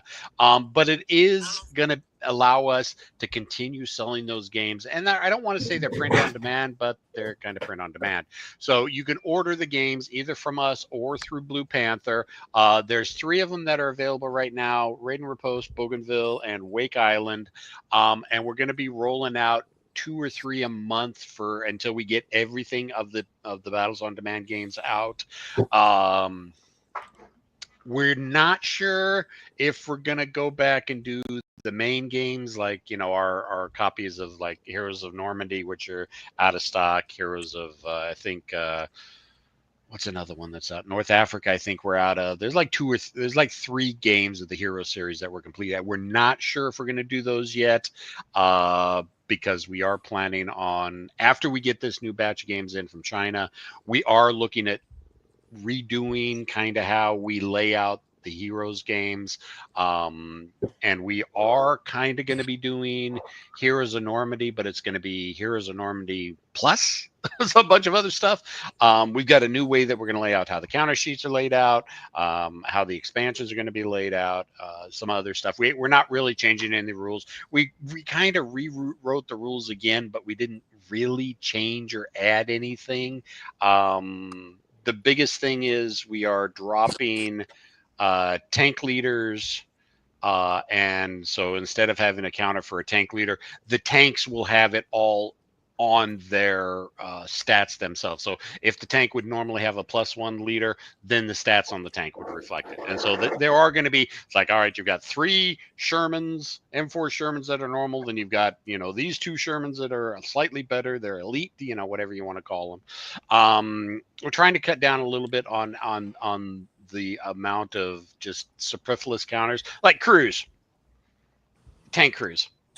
All right, for the most part, unless you're using the optional rules from Valor of the 13th, there's no reason for tank crews to be out there, because the optional rules allow you to take your tank crews and put it back into the tanks. That's not part of the main line. I mean, in the main game, tank crews are superfluous. If the crew survives, then they jump out of the tank.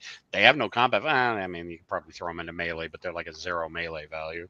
I mean, really, they're just kind of pointless. So we're getting rid of those. We're changing how weapon teams work. I mean, it always seems so ridiculous to me that if I have a support weapon of like 30 caliber, I can run it around with, squads with no problem. But if I got a 30 caliber weapon team, a dedicated weapon team, that's got like 1 movement point.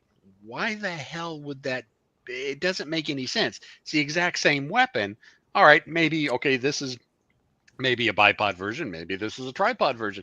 It shouldn't change the simple fact that you're down to 1 movement point when the bipod version. So we're going to be changing how weapon teams work a little bit.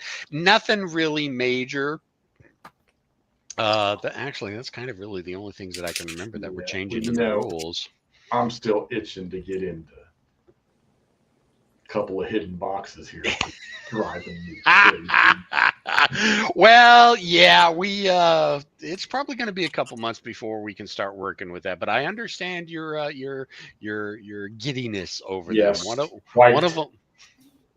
I have to hide them. I have to hide them out of sight so that I don't freaking wig out. I mean, I can still do what I need to do now. Yeah, but you want to share it. You want to share it with people. No, I totally get that. So, but yeah, we got the we got the announcement. David broke his foot. It's been evidently snowing like a motherfucker last month in. I saw that in Pueblo. Yeah, I mean he's got like 2 feet of snow in like 3 days. And he broke his foot on like Wednesday or Thursday. And so he was right on the pain pills and everything. Like I said, it was broken in 3 spots, so he is not doing good. And we got the information from China on the boat name and the arrival date on Friday. He has not been able to sit at the computer long enough to be able to and have enough cognitive abilities to make a coherent announcement. But I have kind of been slipping it out. People have been asking about it on Discord, on Facebook, and David says, yeah, just tell them, I don't tell them the ship name yet, well, because like I don't have it, but tell them it's going to arrive in LA on the 25th. And, barring somebody putting a torpedo into the side of the ship. McMurray. Damn it, why'd you say that? I was about to make a Lusitania joke, but yeah. That was going to happen. I even had rogue iceberg in the Pacific. I even had someone say, well, Trump's going to put tariffs on it. And you're going to increase the cost. It's like, well, one, if for some reason, well, the games are already on the boat, so they can't charge us tariffs on it anyways. Ding, ding. If for some reason the tariffs were to kick in and we would eat the cost. I mean, I don't know where people just get this psychotic stuff. But I got a note from President Trump himself, or President-elect Trump himself, saying that he personally will make sure that Lock and Load doesn't get hit with tariffs on these games. Hell yeah. Thank you, Kev Sharp. Hell yeah, there you go. So I figured you guys would appreciate that news. I wanted to make sure that that we got it out to you. And like I said, hopefully within the next 5 or 6 days, depending on how well David is feeling, he'll put the official announcement out. And so yeah, they're coming, and it's going to be in time for Christmas. Of course, take that with a grain of salt. I mean, I wouldn't trust anything I say at this point about the games anymore. I mean, there's 2 feet of snow in Pueblo, so. Yeah, well, actually, no. It was like 55 degrees there yesterday. I was talking to him, and he said, "Yeah, a lot of it melted off." It's like, well, it's gonna snow again before December. So, but yeah, so it's coming. Yay! And on another completely unrelated note, I finally got the miniatures in from my buddy that my buddy printed up for me. Hey, outstanding. Not really. No. I got the 2 Sisters of Battle that I needed. So I can now, I've got them all based up. I've got them kind of put together so I can start working on them. However, the Death Guard Terminators that he didn't print them all up for me, all the pieces. He printed up like a third of the pieces, and he didn't print up in. And so I told him, I was like, okay, I'm sorry. What the hell are you fixing to get into? Kill Team. Honestly, I'll probably never play it, but it's a good painting exercise. I haven't painted in years. I haven't especially painted 28 millimeter in years. I mean, it's probably been a good 20 years since I painted 28 millimeter, and it's kind of nice to get back into. And I'm not painting entire armies. It's like my entire Death Guard for Kill Team is like 12 miniatures. So there you go. And my Sisters of Battle army is like, well, and that's 12 miniatures with the different options. There's only 6 Death Guard Marines in the list. So, but I've got a bunch of different options, different weapon options and stuff. The Sisters list is like 12 miniatures. I've got Hissy is printing me up some alternative Kachkin jungle babes for an Imperial Guard, and that's only like 14 miniatures. So he says he'll have them done for you by the weekend. Yeah, cool, excellent. No rush. I mean, I wasn't expecting them for another month at least. So excellent, appreciate it.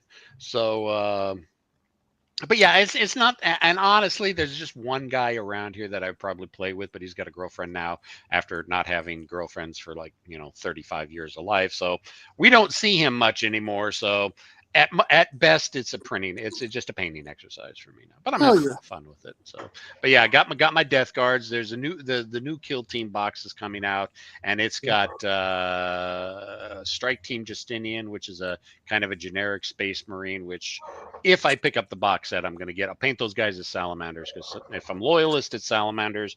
If I'm Traitor, it's Death Guard, and it's also got Death Guard Marines in it. So hey, I got 2 army lists right out of that same box. Of course, I've already got a bunch of Death Guard anyways, but you can't go wrong with the chunky boys living their best chunky life. Fair enough. It's true. Fair enough. Well, so that's many exciting things going on. That is good news. I will, when I get my copy of Blood and Fury or whatever it is, it'll definitely be making some prominent appearances on the. Well, I keep telling you guys, if you want to play on TTS offline, just so you can, because I've got the TTS module, I've got the rule book. I can set up a scenario if you guys want to play. We don't have to record it. If you just want to do it for shits and giggles offline, just let me know. I work from home, so I mean, it's not like I don't have plenty of time to do this shit. So I might reach out to you this weekend. Yeah, cool. You know how to get a hold of me. So. Yep. So. Yeah, tell them to make us Death Salamanders. Yeah, pretty much. Yeah, I'm always available on Friday nights, so yeah, reach out, dude. And yeah, I need to start looking at doing their Friday night firefights. Jeff and Keith finished off their game.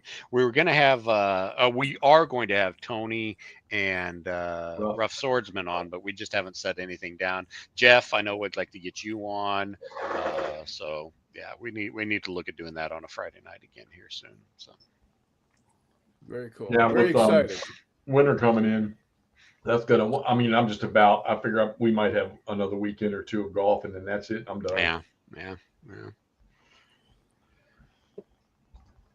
Yep. So that's my big announcement. Outstanding. It's pretty wild. That's pretty fantastic. That's getting me all geeked up again for a Cold War. That might get me back into working on my 49th Armored Division package. So, are y'all working on the next volume, the next set of We World Warrior 5? are working on the next two.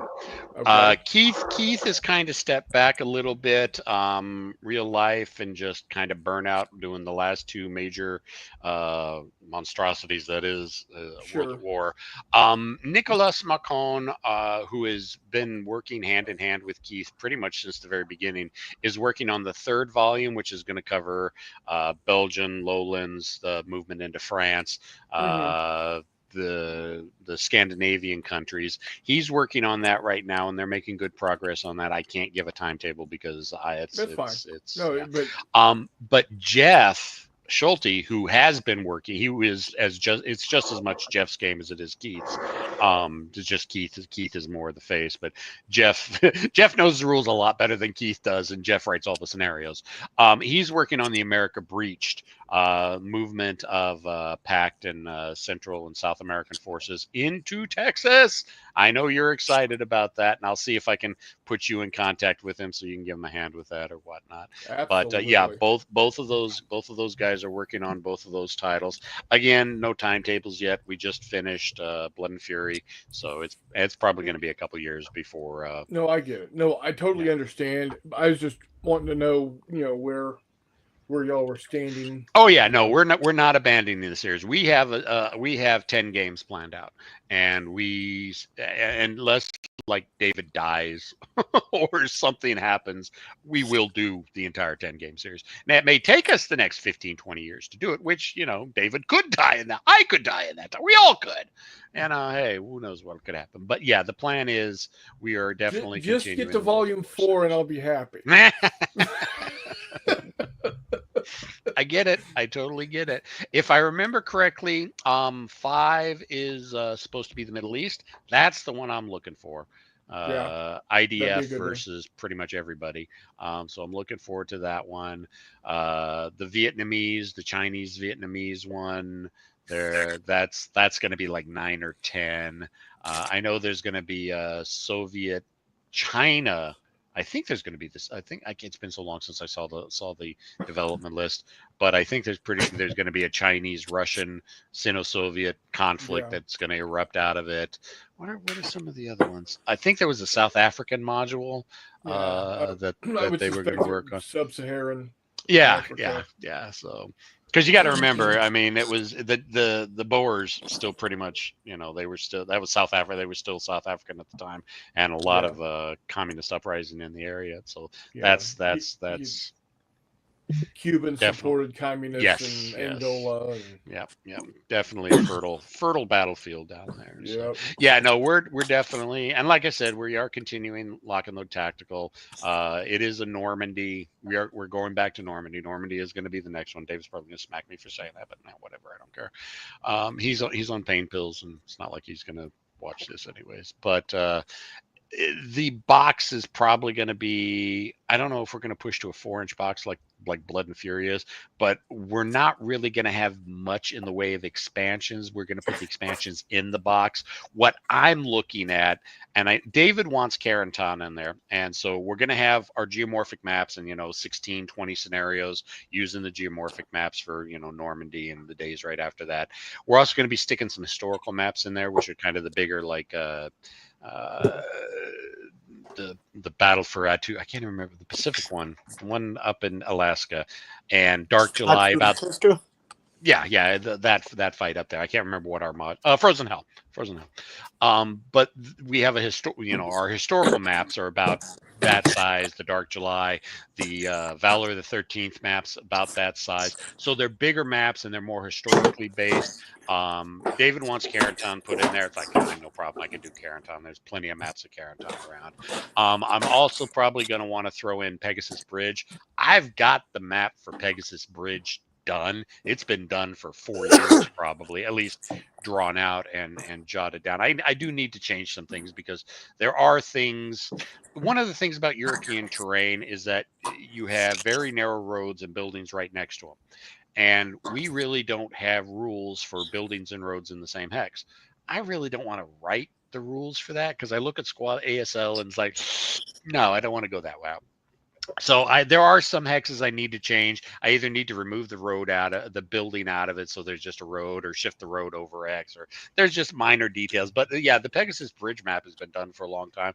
I've got 6 historical. I've got 5 historical scenarios, 1 hyper historical scenario, 1 hypothetical historical scenario, and I'm going to try to work a campaign system into it because I've been working on Pegasus Bridge mentally up here for 4 years now. Lock and load tactical training is what I want. Well, are you going to have like a Precore Manor, intro scenario sort of nonsense? We always try to put a couple easy scenarios into every game. Now we may say, and we kind of put this in the companion book. It's like, all right, if you're just new to the system, scenario 1 and scenario 6 are the best scenarios for that. There you go. What we do is we lay the scenarios out in historical order. That doesn't mean that's the order of ease of the scenario. Yes. So, but we try to tell people, if you're just getting started, these are the new scenarios. I just don't know if Precore is that big enough for the system. Oh no, we have a Precore. We've even got scenarios for Easy Company taking out the 88s. Now that is in one of the companion books. We've got 4 companion books that, really, if you want to take full advantage of them, you got to own all the games and all the maps. And then we've thrown in some historical maps and some other maps in there. But yeah, the Brecourt Manor's in there. Really, Brecourt Manor would probably be a good one for a starter scenario. And honestly, since we're redoing Normandy, I'll talk to Dan, since this just popped into my head. Thank you. Maybe a new starter kit. Showing off the new rules and the new layout with the counters, because we did change in Bitter Harvest. We did change how the armor counters work on the back of them. They're more color coded for this is range, this is your to hit, this is your armor pin. Because I was always getting that confused. Like, do I read it up and down or do I read it left and right? And so David said, "I'll just color code it." So there's little things like that we've done with the counters. But yeah, I don't see why we couldn't do a starter kit with like Brecourt Manor or something like that in it. I mean, there are a couple Brecourt Manor scenarios already for Lock and Load Tactics. So. That's pretty fantastic. Like, have you guys thought of, who you're going to make the cover model for? Not a clue. Manor? Is it going to be Jeff in pink piping with a monocle? Jeff, we could do that. The one of the biggest things that we need to do, making scenarios, that's easy. That's always easy. Doing maps, that's the easy part. Rule books already done. Player aid charts, solitaire system. Okay, that needs to be tweaked a little bit. Hardest thing is the counter art. And so the guy that we had to do the counter art for most of the games up to Bitter Harvest doesn't want to have anything to do with the company anymore. All right, whatever, fine, don't care. The guy that we had do Bitter Harvest, Ivan, is actually from the Canary Islands, and it did a wonderful job. He did an absolutely marvelous job. We gave him pictures of people to turn into leaders. I mean, you've seen the counters. They're just absolutely phenomenal. However, he got picked up to work for Slytherin, and they've got a no competition clause, so we can't use him anymore. There is an artist in Poland, Ralph Zilwiscu. You probably know his work. He's the guy that does a lot of computer generated artwork. He did the cover for both World at War games. But he also does traditional line drawing art. We're thinking of using him, and he does people really good. So when we start working on it, we're going to have, again, friends, family, and associates of the company. You want to be a counter, send in a picture, and we'll get you to be a counter. And hey, we could have Hexy or Chris or hell, McMurray. We can even have you if you want. Yeah, man. David will make the final decision on that. But as we get closer to start working on the artwork, yes, we will put out the call that we want people. We will want people's photographs so we can make leader counters out of them. Going to be a lot of leaders in this one. I mean, we've already got it laid out. 10 counter sheets. 2 of those counter sheets are going to be admin. Eight of the counter sheets are going to be nationalities. We're going to have U.S. We're going to have German. We're going to have free French. We're going to have French. We're going to have Polish. We're going to try to stack as many nationalities. We've got it worked out where each counter sheet is one nationality. Surprisingly enough, we can actually do it because David and I have ran the numbers. But yeah, we're going to try. Canadians in there. Canadians never get any love. The Polish never get any love. The Free French never get any love. We're going to try to stuff those in there. And we're going to try to cover a whole bunch of different battles. It's like I said, it's going to be Normandy plus, because honestly, I may go even as far out as like Market Garden, just so I can get, Polish paratroopers in there at Osterbreck, so I can do something like that, just so I want to get more of the lesser known and the nationalities, allies and axes that just don't get the love. So, but yes, if you guys want to send in your photos when we're looking for leaders, you're more than welcome to. And the decision who that will be David. I have nothing to do with that. I didn't want to be the cover of Bitter Harvest, but you're the designer and yada yada yada. So, as long as you can make me look like Uncle Eric, I'm good. I was about to say, Jeff, when Jeff takes the keyring off of his keys and wears like a monocle, man, he is a dead ringer for a better looking Colonel Clink. It's quite impressive. Mandarin Mike had a question I wanted to get to real quick. Devin, are all 3 games on the boat? I backed all 3. Yes, all 3 games are on the boat. They are on the boat. They're on our way here. I don't have the boat name. David hasn't announced it yet. He broke it for, if in case you missed, he broke his foot. He's unable to sit at the computer for more than a couple of minutes time. Hasn't made the announcement. Boats are going to be in Los Angeles November 25th. That's their scheduled arrive time. 2 weeks, maybe 3, but I'm going to say 2 weeks for customs, a couple days for us to get to Pueblo. Then as soon as we get them, we're going to go ahead and ship them out. I'm expecting a pre-Christmas release for everybody. So I hope that answers your question, Mike. Gentlemen, I got to bounce out. Devin, it was fantastic seeing you, just like it was fantastic seeing Brian and Greg and Jeffy and Chris, everybody. Thanks for the little suggestions too, guys. Well, I think we're going to go ahead and wrap it up anyway. We're kind of up on 2 hours. So, Devin, thank you for the wonderful news, even though it's not official. It's highly unofficial official. Yeah. Right. So the word on the streets. I'll be reaching out to you, I think, this weekend to sit down with you to do a Tabletop Simulator. Yep. And then I might figure out something to do for the channel as well, game-wise, to satiate Hexy. Yes, I was bitching at them earlier about playing games. So, once again, guys, thanks everybody for showing up. Thanks once again for, supporting us here. Just y'all being here is great. So, as always, until next time, we shall see you on the flip side. See y'all.